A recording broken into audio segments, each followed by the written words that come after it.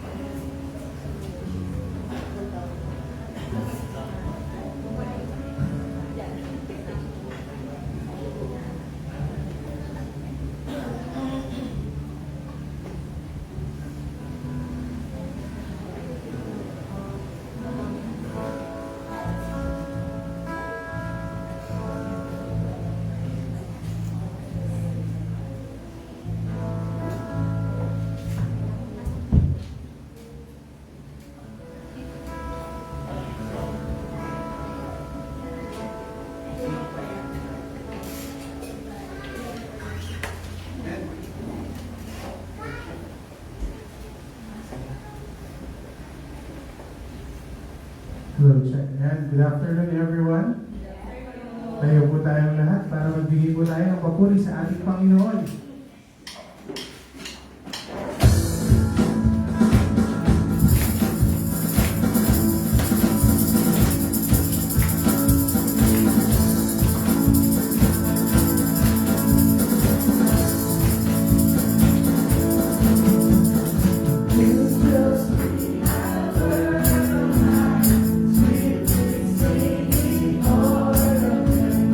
And the mountains sing.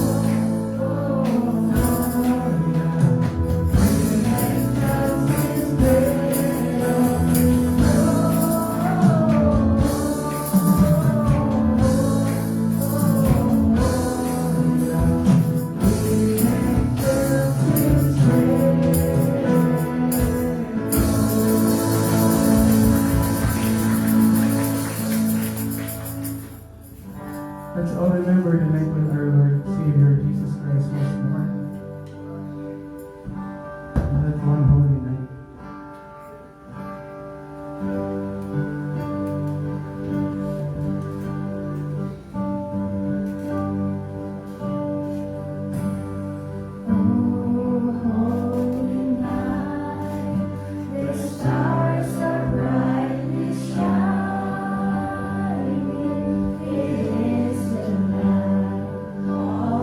Dear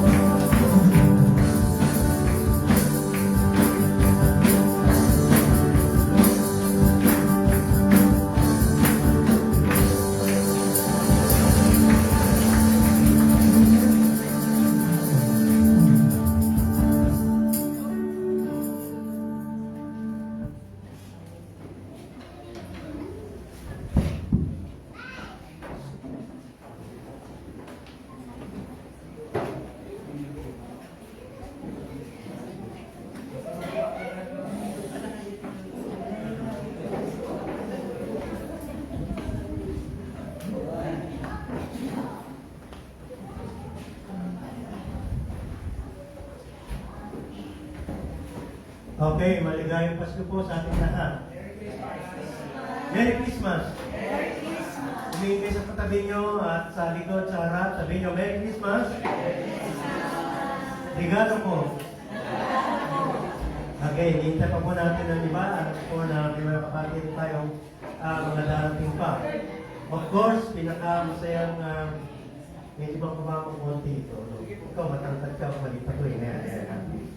At sabi natin, kung meron mang sabihin natin, pinakamasaya po na linggo natin eh, yung araw ng Pasko. Magamat, ang Pasko ay sa Miyerkules pa. No? Ayan, dahil regalo. Sige, pasok. Ayan. Very good. Thank you. Praise the Lord. Ngayon, of course, mamaya, bago po sa ating dinner, dito po tayo kakain lahat. Okay? Yung mga bata ay o-orderin natin ng special meal, ano? At para makain nila. Okay? At meron tayong game. At so hopefully, hindi ako masyadong mahaba. Okay? Sapagkat may mga palaro po tayo at tatanggap tayo ng mga regalo.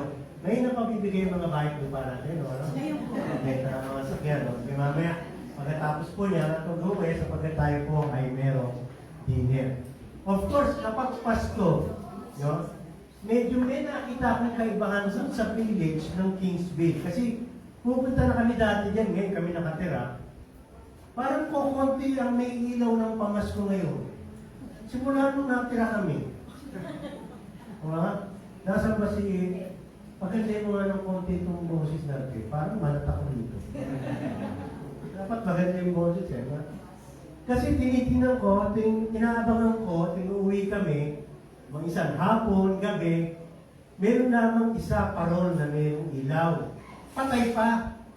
Tapos at least kagabi, may binuksan, tapos may dagdag na isa.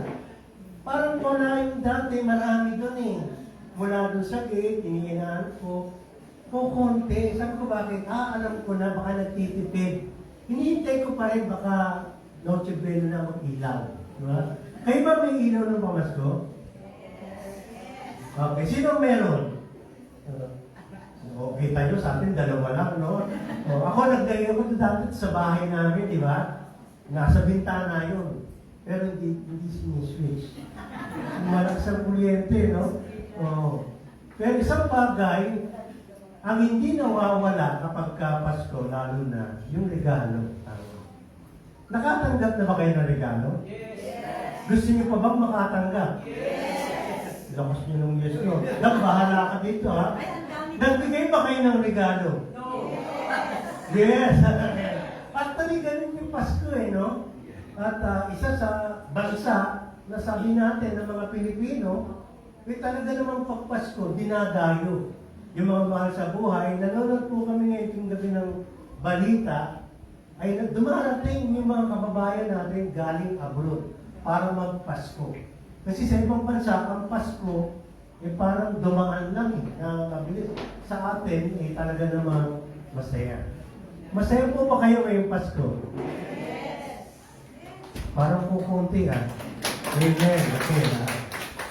Christmas gift kami, nagpalitan ng regalo, binuksan namin, maganda pala. So, buksan yung regalo nyo, ha? Kasi iba, may binano tayo, eh, nandiyan dyan, eh. Pagkakikita nyo, baka yung iba, cheque, yung iba, yung gano'n regalo. Ngayon, kasi po, kaya natin tinanong yan, ang message natin, ay, o kaya, hindi pa tayo sumasampalataya sa ating Panginoon, wala tayo nito. Pero kung tayo sumasampalataya, tinanggap natin ito. Pakiganda ko pa nga, parang bangga. Parang walang lalim. Pamasko mo na sa akin yung pakiganda mo. That's our greatest Christmas gifts. Of course, yung mga regalo na tanggap namin, kung kinasal kami, medyo kakaiba. Ngayon, every Christmas, minsan, nakakatanggap tayo. No? Pero masasabi natin, ano ang pinakamahal na regalo? Gusto nyo yan eh. May time naman, gusto natin, simpleng regalo. Pero alam po ba natin na ang pinakamahal na regalo ay hindi natin kayang ibigay? Kasi karaniwan, ang mga mahal na mga regalong nabibigay natin at natatanggap natin ay mga regalo o kaloob na hindi kayang bayaran ng pera. Sipin niyo, greatest gift, hindi kayang tumbasan ng material o nabibili o nababayaran ng tao. Pinakamahal yan. Hindi mo mabibili yan sa iba. Siyempre, yung pinaka-the best, galing sa Diyos. Ano ba yung mga gifts na hindi natin kayang bilhin? Marami yan. Halimbawa, una na yung pag-ibig. Nabibili ba yan? Hindi. Pero pagka nakakatanggap tayo niyan, ng pagmamahal, yung ba tinatawag na care, di ba? Yung love. Yung simple na pagsasabing, hindi, mahal ka sa akin. Yun ay bagay na nagbibigay sa atin ng kalakasan. Hindi kayang bilhin kahit sa Mercury. Pwede bang sabihin, pag pinanood ng pag-ibig, at hindi naman siya pwede sabihin, may reseta ba kayo? Hindi, di ba? Pero actually, gustong-gusto natin yan. Maraming mga tao na bubuwang dahil sila ay hindi nakakaranas ng pag-ibig at ng kagandahan ng kanilang buhay. Yan ang nagbibigay ng liwanag sa atin. Amen po ba? Kasi ang pag-ibig ay walang pinipiling araw, walang pinipiling edad. Lahat tayo ay nangangailangan, nagbibigay at tumatanggap. Siguro sa maghapon ay nakakaranas tayo niyan, no? Ng iba't ibang likas ng pagkilos ng pag-ibig, hindi lamang sa ating pamilya, sa ating kaibigan, miski ibang tao, no? At minsan ay nakita lang natin, nakaranas tayo, nagbibigay ng kaaliwan sa atin. Tandaan po natin yan. Number one siguro sa Pasko, yung salitang pag-ibig. Kasi pag-ibig ng Diyos sa atin. Pangalawa, paano yung mabibili ba natin yung tinatawag nating pag-asa? Kasi ang taong walang pag-asa, hirap. Yung bang parang nawalang kalahat na parang wala ka nang nakikita kinabukasan at liwanag. Mabibili ba yun? Hindi. Mga bagay na mararanasan natin na kailangan natin na hindi kayang tumbasan at mabibili natin. Ang Diyos po ay nagbigay sa atin ng maraming bagay. Hindi man Pasko. Kasi kung Pasko lang, delikado tayo. Diba? Kasi ang Diyos, nature niya, likas niya, na siya po ay nagmamahal at nagkakaloob. Nung siya ay lumikha ng tao, no, hanggang tuloy-tuloy hanggang sa atin, tumatanggap tayo ng biyaya, ng kabutihan ng Diyos sa atin. Nung tayo po ay hindi pa sumasampalataya, at ngayon tayo sumasampalataya na, nararanasan po natin ang maraming kaloob ng Diyos sa buhay natin. Hindi pwedeng magmintis. Bawat minuto, bawat oras, ang Diyos ay may binibigay sa atin. Amen po? Siyempre, pag sinabing buhay, binigay ng Diyos, yun yung ating paghinga, yun yung ating kalooban, yun po yung ating pag-iisip, yung ating paggalaw. Lahat ng ating ginagawa, ano po, lahat ng ating nararanasan, lahat ng kapayapaan at kaligayahan natin ay galing sa Diyos. Kaya hindi pwedeng magmintis ang kapangyarihan at kabutihan ng Diyos sa buhay. Nakakalimot tayo, pero ang Diyos hindi pwedeng, makalimot. Ganon kasi. Tingnan muna natin ang iba, bakit tinatawag na greatest? Kasi meron pong greatest na binigay ang Diyos sa atin. Pero ano po ba ang mga binigay ng Diyos sa atin? Una, ang Diyos sa Exodus ng panahon ng Israel may binigay sa kanila. And when the children of Israel saw it, they said to one another, "It is manna." At ang sabi, "For they do not know what it was." And Moses said unto them, "This is the bread which the Lord hath given to you to eat." Anong tawag po doon? Ginamit yung version doon, ginamit nila yung manna. Sa ibang salin po, ay pagkain. Kasi ang sabi po, hindi pa po nila nakita yun. Nasaan po sila nung binigyan sila ng pagkain? Nasa wilderness. Talagang no way na kung saan kung ang Diyos hindi magpo-provide, sila ay mamamatay sa gutom at maging sa uhaw at maging sa init. Kasi po sila ay nasa wilderness. The same token, tayo po ay tumatanggap ng tinapay araw-araw. Kanin. Kumain po ba kayo ng kanin? Sino pa ang nagkakanin dito? Yan, di ba? Saan po ba galing ang kanin? Sa inasal? Sa palay? Sa Diyos eh. Uminom po ba kayo ng tubig? Saan galing ang tubig? Sa Diyos. Di ba?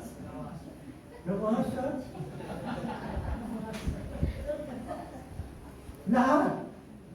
Lahat ng hawak natin, suot natin, ay of course manufacture, pero galing pa rin sa lahat sa denika ng Diyos. Wala tayong matutuntungan, wala tayong matitirahan, wala tayong makakain, wala tayong maisusuot kung hindi galing sa Diyos. Kasi hindi mo lang mabasa, in the beginning, God created, Divisoria. Wala naman na. No, God created, anong damit nyo? Adidas. O kaya sapatos. No! Nung lumikha siya, dito kinuha ang lahat ng bagay na kailangan natin. Galing sa Diyos. Pag-iisipin natin, ang root niyan, galing sa Diyos. Subukan po natin, kapag hindi umaraw, meron pa ng bansa na hindi umaraw. May bansa na kung saan matagal ang gabi. Of course, iba ang buhay nila at iba ang pagkain nila kaysa sa atin. Kasi apektado po ng ulan, ng araw, kung merong ulan o walang araw, ang buhay natin. Tama po? Diba? Kapag kulang ang tubig, naku, hirap niya. Naligo po ba kayo? Ang hirap, di ba? Salamat, hindi tayo nagkukulang. E paano kung walang kuryente? Yung power, di ba? Ngayon, nauuso na po directly. Galing po, siyempre, sa heat, sa energy, sa atin. Mini-maintain. Minsan nga, tinanong ko, bakit yung araw ay nag-uusap? Bakit yung araw, andyan araw-araw? Eko, hindi nagbabago init. Sino po, paano na-maintain yun? Sabihin nyo, science. Bago ang science, andyan na ang Panginoon. Ibig sabihin, ginagawa sa atin. Ang Panginoon, handa na magbigay ng pagkain para sa Kanya. Salamat sa Panginoon. Dami niyang biyaya sa atin. Ano? Sobra-sobra. Sa bahay. Diba? Talagang hindi nagkulang. Sa balita, laging nandyan ang divisorya. Tinitingnan ko. Yung iba daw, lugin. Bahala sila. Pero ang dami, namimili. Alam mo ba sa divisorya kaya pumunta? Matatabunan ka ng paninda. At matatabunan ka rin ng tao. Ang mura ng mga paninda. Yung 1,000 po na panigalo, baka hindi mo na kaya dalhin. Depende, kung nabibili mo. So, ang Panginoon, napakabuti sa atin. Tumatanggap tayo ng biyaya galing sa Diyos. Lahat ng ating kinain, matagal na po tayo pinakakain ng Lord. Tama ba? So, sabihin, nagtatrabaho, ay, hindi po. Ang nagbibigay niya ay lakas. Dumating na po ba sa inyo, pag-isip niyo, parang nahihilo kayo? Yung grabing hilo? Nakakatayo ka? Hirap. Nangyari po sa akin yan. Salamat, hindi pag during driving. May time, biglang pagtayo mo, hilo ka. Ay, day off mo. Diba? Bakit? Kasi hindi mo kaya ng trabaho. Pangalawa, ito po. Sa Ecclesiastes, may sinabi si Solomon ganito. Moreover, that every man who eats and drinks sees good in all his labor. Tapos sabi niya, it is the gift of God. So yung pananlakas natin at araw natin at kinakain natin at nag-enjoy tayo galing sa Diyos. Siyempre, pwede ka naman buhay na lungkot habang buhay. Pero actually, nag-enjoy tayo sa buhay, sa ginagawa at sa mga trabaho at sa pagkakain natin at sa fellowship natin, galing din sa ating Panginoon para mag-enjoy po tayo. Yung kaligayahan at kapayapaan ay galing sa Diyos. Nag-enjoy po ba kayo kapag kasama niyo ang inyong mga mahal sa buhay? Lalo na kung sila'y binepes, wala silang karamdaman, nagkita kayo ng mga kaibigan, nag-reunion. By the way, sino na po sa inyo nag-reunion? Pakitasan naman. Yung mag-reunion, wala nang reunion? Hindi ba? Nag-Christmas party na.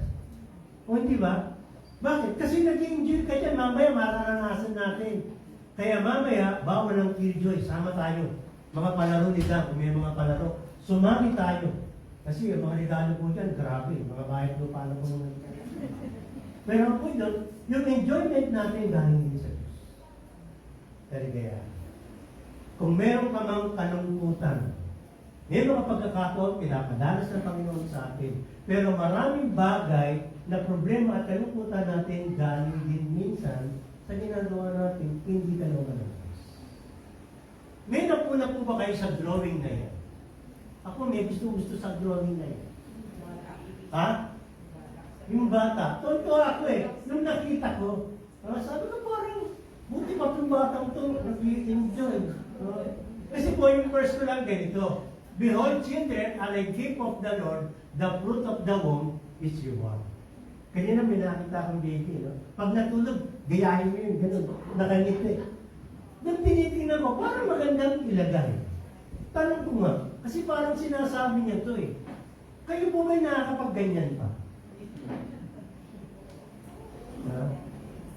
In fact, pag titingnan natin, ewan ko parang sabi nila, parang sa personality natin, no? Pero totoo yun, no?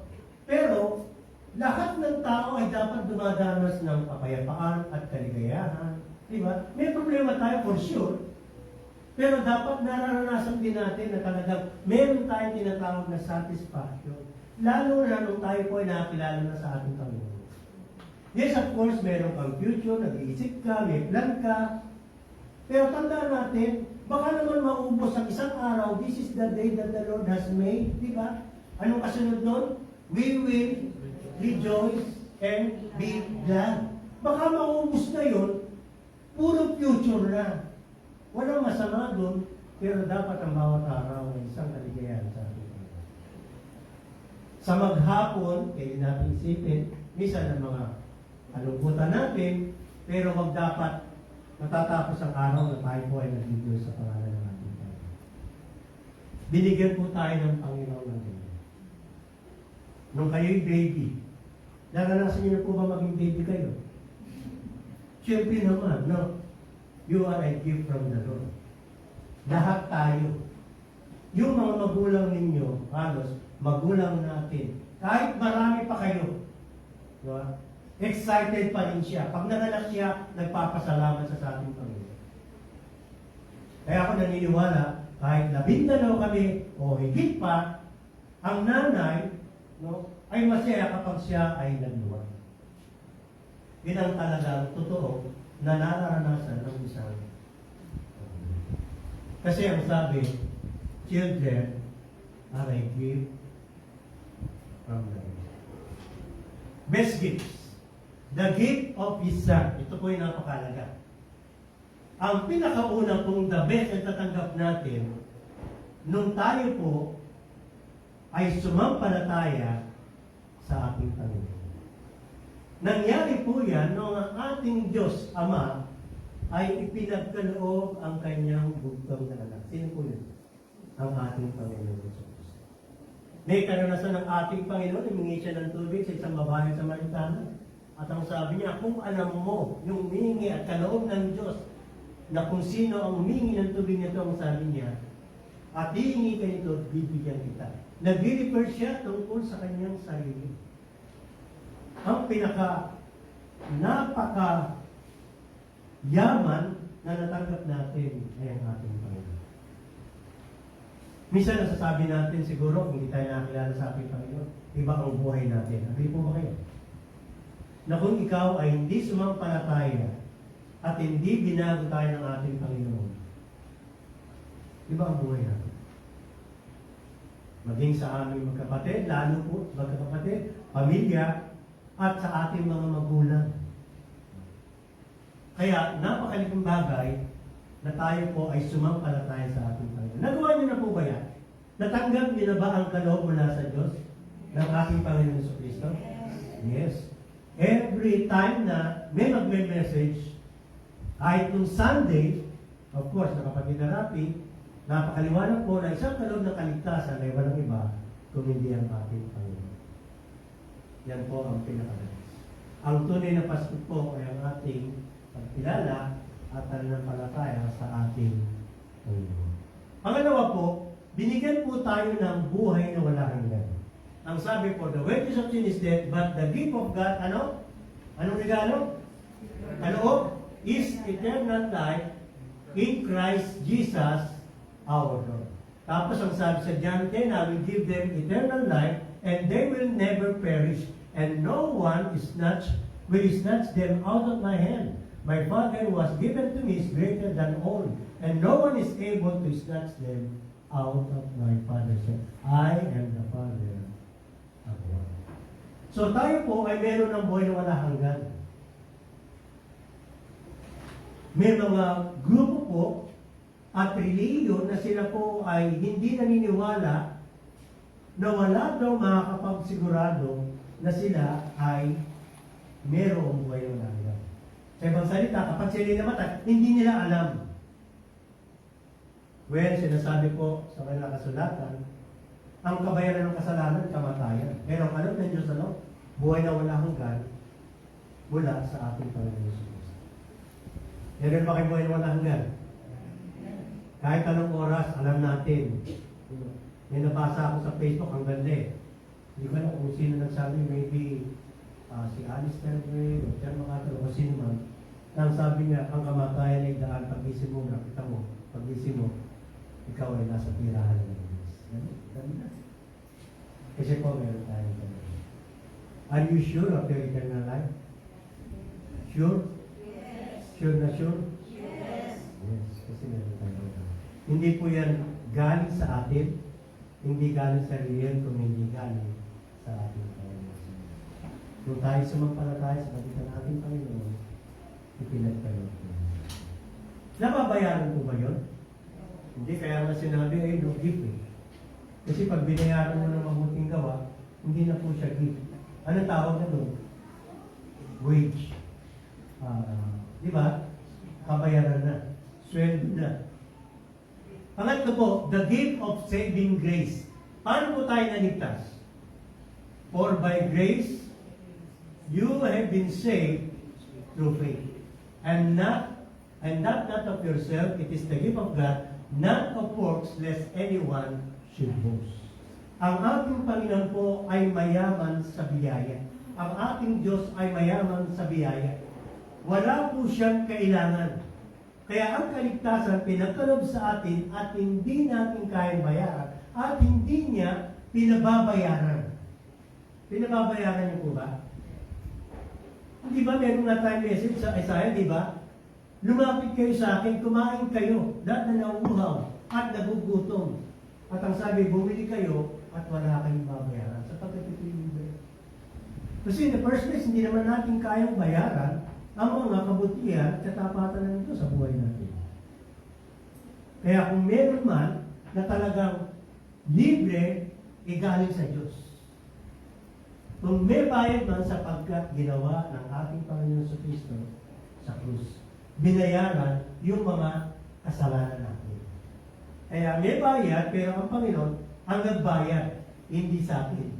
Kasi hindi po natin kayang bayaran. Pang-apat po, binigyan po tayo ng banal na Espiritu, the gift of the Holy Spirit. Ano pong sabi? Then Peter said to them, repent, and every one of you be baptized in the name of our Lord Jesus Christ for the remission of your sins, and you shall receive, the gift of the Holy Spirit. Tapos sabi niya, for the promises to you and to your children and to all who are afar off, as many as the Lord our God will call. Kaya po, ang banal na Espiritu po ay tinanggap natin, nananahan sa atin. Lahat ng sumampalataya ay, ang Panginoon, they are indwelt of the Holy Spirit. Ang banal na Espiritu po ay pinagkaloob sa atin. Kasama po natin siya. Araw-araw. Anumang okasyon. Bakit? Sapagkat ito po ay naninirahan sa atin ang Banal na Espiritu. Kaya lahat ng bagay magagawa po natin para sa ating Panginoon. Kasi ang Banal na Espiritu po, nasa atin kasi tinutulungan tayo sa lahat po ng mga bagay, lalo na po sa ating paglilingkod, pagsunod sa ating Panginoon. Dahil lang po sa Banal na Espiritu. Kaya hindi pwedeng hindi po natin kayang mapaglabanan ang mga bagay sa buhay natin, kahit anong bigat. Kung yan po ay problema, kung yan ay kalungkutan, hindi po pwede na tayo po ay magkabi nito. Sapagkat mas higit ang tinanggap natin sa Diyos kaysa po sa ating nararanasan dito sa lupa. Kasi kapag ikaw ay nagpa-overcome, actually, parang sinasabi natin na hindi kaya ng Diyos ang bagay na nangyari sa buhay. At parang wala ng future at wala ng pag-asa na makikita tayo maliban po sa sinasabi mo mga Espiritu. The best po ang binigay ng Diyos, ang Banal na Espiritu. Meron pa po yung the gifts of the Holy Spirit. Binigyan din pala lahat ng sumampalataya ng mga kaloob. Yung mga kaloob na yan upang tayo po ay gamitin ng ating Panginoon, lalo na po sa loob ng Iglesia. At maging po sa ating pananampalataya at sa pag-share. At nakasulat po yan. At in fact, mayroon kayo mababasa ng tinatawag na spiritual gifts sa 1 Corinthians chapter 12, Romans chapter 12, 1 Corinthians 12, Ephesians 4, and 1 Peter 4. Pag mababasa niyo po yan, nakikita niyo, mayroon kayong tinatawag na spiritual gifts. Kaya hindi po tayo basta pupunta na sa church. May mga kaloob po tayo. Na ibig sabihin, tayo po ay gagamitin ng ating Panginoon. Tayo po ngayon ay instrumento na ng Diyos, hindi po ng kaaway. Bakit? Sapagkat tayo po ay in-equip. No? Nilagyan tayo ng Banal na Espiritu at ang Banal na Espiritu yan ay gumagawa sa atin upang tayo po ay makapaglingkod sa ating Panginoon. Ba't po kayo nandito? Alam po ba ninyo na lahat ng ating bilang mga anak ng Diyos ay gawa ng Diyos sa atin. Nagbibigay po siya ng desire, no? Na tayo po ay makipag-fellowship sa kanyang mga anak at mag-aral at makinig ng kanyang mga salita. Huling talata. The good and perfect gift. Gusto ko itong James 1:17. Pakibasa nyo nga po. Want to ready go? Every good and perfect gift is from above, coming down from the Father of all lights, whose astonishing instruction. Yun, ganda, no? Ang sabi, every good, ano yung susunod? And perfect gift is from above, coming down from the Father of the heavenly lights. Ang sabi, who does not change in shifting shadows. Kaya actually, kaya binanggit natin kanina, ang pinakamabuti at perpektong regalo ay nanggaling sa Diyos. Hindi po dito sa lupa. No? Natanggap natin yan galing sa Ama na hindi nagbabago. Mula po, nung siya po ay lumika, hanggang ngayon at sa darating, ang Diyos kailanman ay hindi magbabago. No? Yung kanyang pag-ibig at katapatan sa atin at pinagkakaloob at pinagkaloob sa atin kailanman ay hindi mababago. Kaya pag sinabi ng ikaw ay merong buhay na walang eternal life, meron ka niyan. Huwag kang mag-alala, hindi babawiin yan. Babawiin po ba? Unless wala ka niyan. Pero pag nasa atin po, ginawa tayong anak, hindi po siya nagbabago. Sino lamang po pwede magbago minsan? Ang mga tao. Minsan nakakalungkot kahit nasa mga anak ng Diyos. Di natin may iwasan. Siguro, hanggang tayo nasa katawang lupa na pwedeng maranasan, minsan, magkaibigan kayo, mamaya ano na? Magkaaway kayo. Di ba? Nangyayari po ba yung kahit sa mga Kristiyano? Yes, kung nasa pamilya, nangyayari. Nangyayari. Nangyayari po yan sapagkat tayo po ay nandito sa lupa. Nagbabago po tayo. Hindi natin pwedeng sabihin, hindi ako magbabago sa iyo. Sana, sa biyaya ng ating Panginoon. Pero actually, sino po makapagsasabi niya? Na sa loob ng bahay, bawal magkagalit, bawal mag-away. Nangyayari po yan. Kaya lang, ang maganda ito. Ang mga nakakilala sa ating Panginoon ay mayroong pagsanggap, mayroong pagpapatawad, no? Mas higit yung kapangyarihan ng Panginoon sa atin. Siguro ang hamon sa atin, natanggap niyo na ba yung tinatawag na the good and perfect gift? Kasi pag titingnan natin, sino ang good? Ang sabi ng ating Panginoon, ang Ama, ang Diyos lamang. Sino po ang perfect? Walang iba kundi ang ating Panginoon Jesus, ang Diyos lamang. Kaya tinanggap po natin yung pinakababuti at perfect sa buhay natin at walang iba kung hindi ang ating Panginoon. Napakalungkot kung ang tao ay wala nito. Mas malungkot kung ang anak ng Diyos meron ito pero hindi niya nauunawaan. Siguro magandang hamon sa atin ito. Alam po ninyo, yung ating pananampalatayang andyan. Pero yung ating paglago bilang kanyang mga anak, no? Yung paglalim ng ating pagmamahal sa Diyos. Ang Diyos hindi nagbabago ng pagmamahal sa atin. Pero tayo pwedeng magbago, pwede tayo minsan hindi sumunod, may mga pwede tayo ay lumayo, o kaya tayo po ay manlamig, pero ang Diyos hindi. Ngayon, tayo po ay lalalim sa ating pagkakilala kung tayo po ay patuloy na nakikilala natin ang ating Panginoon araw-araw. Sa panalangin, sa pag-aaral ng kanyang salita, sa pakikinig ng kanyang mga salita, no? At sa fellowship po natin, sa pagkikisama ng kanyang mga anak, sa ating paglilingkod at pagbabahagi sa ating Panginoon, ay lalalim po ang ating pagkakilala sa atin. Lalo na po yung tinatawag nating panalangin. Nakikipagnig tayo sa Panginoon araw-araw. May mga pagkakataon po siguro naranasan natin, sobrang lungkot kayo, may problema kayo, may nararanasan kayo, pero alam po ba ninyo, ang kasagutan ay nasa atin din. Kung tayo po ay nagbibigay ng maraming oras sa ating Panginoon sa kanyang panalangin, sa panalangin, sa kanyang pagharap. Pag-gising natin, napakaganda po pagtayo natin, no? Marahil, madilim pa, ay nakapagtayo mo, lumod ka sa harap ng ating Panginoon. Kakaiba po na tayo po ay mayroong oras na natakinig sa ating Panginoon. Lalo na po ngayon, Pasko. Meron ba kayong hiling sa Pasko nito? Pwede po ba tayo humingi sa Diyos? Yes. Magbibigay po ba siya? Nagbibigay ang Panginoon. Nagbibigay siya. Hinihintay niya tayo. Minsan may time din no? Kailangan mong humingi. Kailangan mong sabihin. Kailangan natin, mas na-appreciate natin, lalo na kapag sinabi natin, no? Kaysa yung random. Pero siyempre, ang gifts, medyo may surprise yun.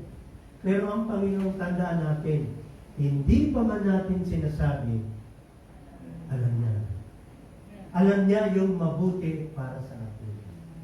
Yes, alam natin, sa ngayon parang isang kalungkutan, kabiguan, pagsubok, pero darating po isang araw, makikita natin, sasabihin natin, ang Panginoon talaga ay manunod sa buhay natin. Sapagkat sa buhay Diyos, walang imposible sa kanya. Tayo po natin tingin.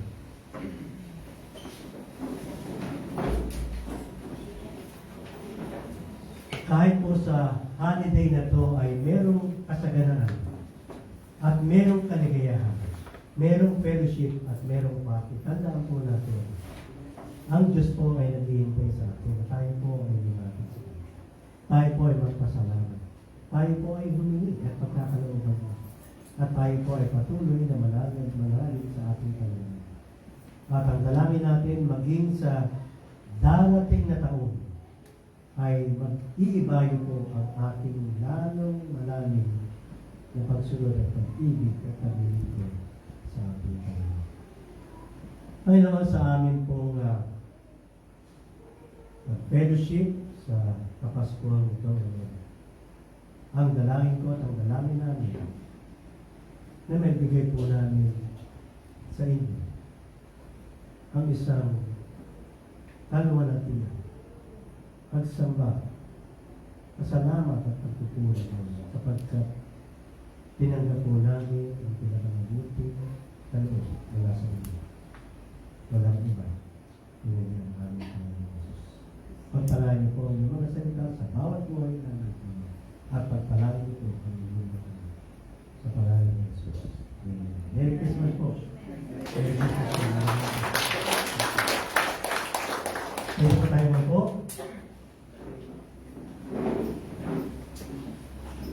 At bago po bigay kay Dan ay tayo po ay merong kaloob. Kung kayo po ay handa na sa inyong kaloob.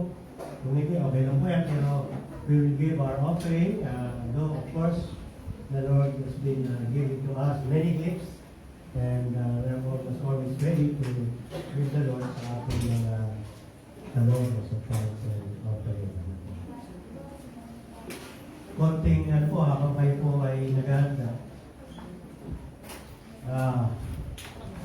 Minsan po na kakalungkot, may nakikita po ako na parang sa, of course, maging sa Facebook, mga pastor na kung saan ay nagsasalita sa kanyang mga kawan. Nandun palagi kung paano sabihan ng kanyang mga miyembro sa tungkol sa pagkapaloob at sa ganun. They don't do that. Ang ating pong kaloob ay wala po sa ating sarili. Wala po sa ating kakayahan. Wala pong pwedeng kumilos sa atin. Ang Diyos po ay hindi narangailangan. Ito po ay expression ng ating pag-ibig sa Kanya. In fact, meron po dun mga nakakilala, pero pinakahiya, nakakalungkot. Kaya po nasasabi kasi pastor din po ako. Kaya actually, hindi kailangan ng Diyos. Kung wala po tayo tutusin ng mga gastusin at whatever, hindi po natin kailangan ng kaloob. Kung tayo po ay magkakaloob, ibibigay po natin dun sa nangangailangan. At hindi po kay pastor. Kasi, money should not be an issue sa mga. Lahat po tayo sa ating pagbalag na pagkat mahal natin ang Diyos at mahal natin ang gawain ng Diyos. At gusto natin din makatulong sa mga. Yun ang po. Kaya kapag po kayo napunta sa mga ibang church kung sakali man, huwag po kayong basta padadala sa mga ganyan. May mga skala din po. Kayo po ay anak ng Diyos, wala pong kulang sa inyo. Walang sino ang pastor ang pwedeng magdagdag sa inyong kaligtasan at sa inyong pananampalataya. Ang biyaya po ninyong tinatanggap ay galing po sa Diyos at hindi po sa amin. Kami rin po ay hinihingi ng ay pangailangan sa Diyos. Kaya hindi niyo po kung tutuusin kailangan ang sino magbaling sa atin. Kung meron mang mga lingkod ng Diyos, salamat sapagkat tinutulungan tayo sa mga pangailangan natin, sa panalangin, at sa ating spiritual. Okay, tayo po ay tatayo at closing song. Pagkatapos po nito ay ang ating games. Mamaya babati tayo bago tayo magsara. Okay? At batiin natin mga kapatid natin na nanonood sa online.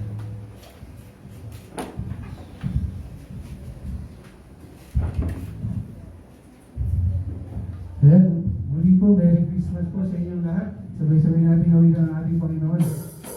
Thank you.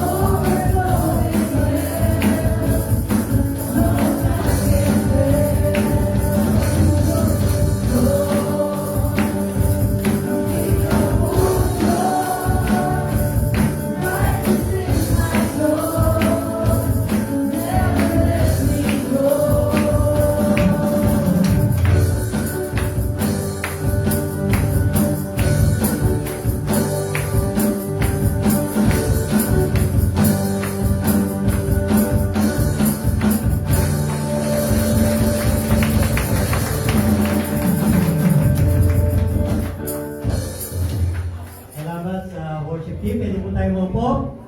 At ang gagawin natin, ikot natin, at bumati po tayo sa mga kapatid natin na maaaring nasa province. Ano? At yung iba po ay nasa ibang bansa. Of course, siyempre, sila Badmin, sa Quezon, mga Kariel family, mga Abseri family, mga ano po yun, mga kamag-anak. At ganoon din, mga ibang kapatid pa po natin na bumabati sa atin. So, sabihin po natin, tumaway tayong lahat mga kapatid. At sabihin natin, maligayang Pasko. Merry Christmas! Yan, lakas nyo. 1, 2, 3, go! Ayan, nalimis po namin kayo. At maraming salamat sa mga panalangin, pagsuporta. Kami po ay nagpapasalamat. At talagang nandiyan ang Panginoon. At natutuwa kami. At pagpalain po kayo ng ating Panginoon. Okay. Thank you.